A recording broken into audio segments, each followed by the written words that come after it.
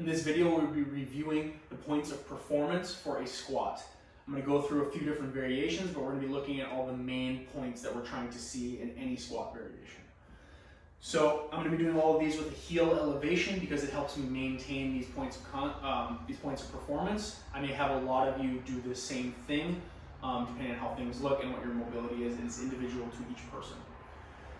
So when we're going through a squat, the three main things that I'm looking to see are going to be to maintain our foot tripods. We should feel equal weight between our heel, our big toe, and our little toe at all times. If you focus on nothing but that, generally your squat pattern will clean up really well and will have a pretty good squat.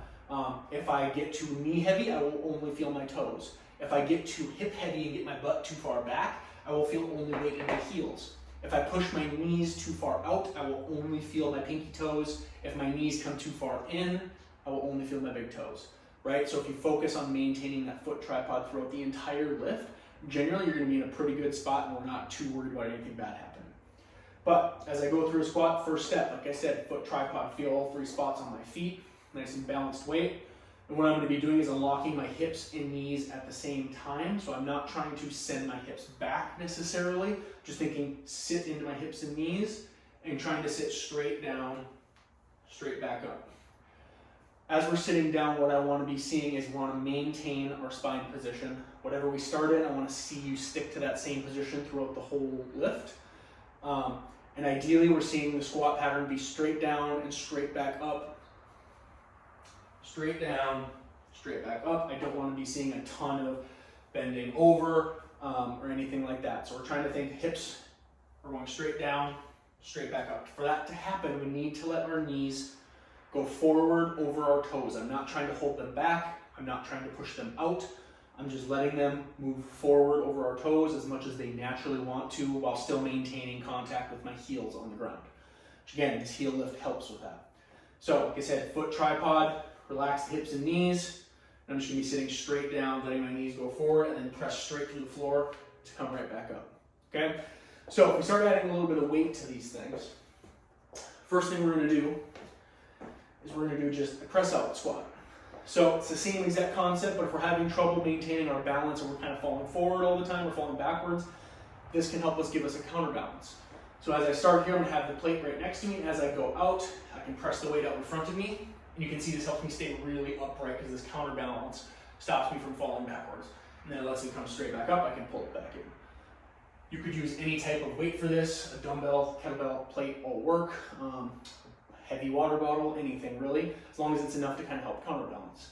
So this is a great warm-up motion as well as a way to help us kind of refine the squat pattern if you're more new to it or we need to have some things we need to clean up. Second variation would just be the same idea, but it's just a goblet squat. So I don't have any dumbbells here, but if you're holding a dumbbell or a kettlebell just right up in front of you, you're gonna have it just slightly off your body. If you can, the heavier it gets, the closer you're gonna need it to be. But same ideas, maintain foot tripod, unlock hips and knees, and I'm then thinking sit straight down, straight back up. Sit down, straight back up.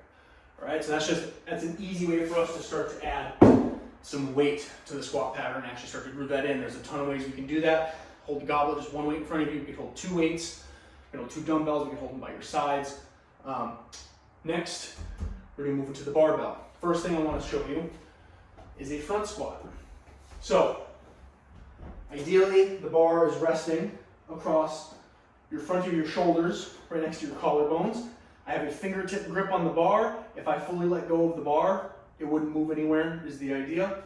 But my fingers are on there to make sure that it kind of stays in place. I'm not fully holding onto the bar as I go through the squat. All the same concepts are there. Foot tripod. I'm gonna get a little reach of my arms to make sure I'm in a nice stacked position so I can get a good brace.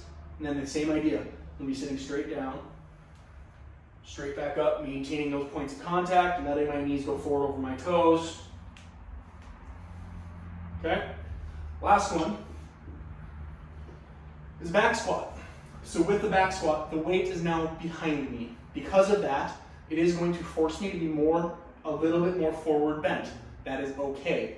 I don't want you to fight that feeling by trying to arch your back and keep your chest up as high as you can, because guess what? That makes us lose our brace and our stack position, which is one of our foundations, right? So, all the same concepts. Feel my foot tripod. I'm actually going to be thinking about pulling this bar down to my ribs like this, like I'm bending it across my back a little bit. It helps me keep my ribs down a little bit. Like I said, I have to be a little more forward bent because the weight's behind me now, and I'm doing the same thing. So feel my feet tripod, focus on balanced weight through my feet, sit straight down, straight back up.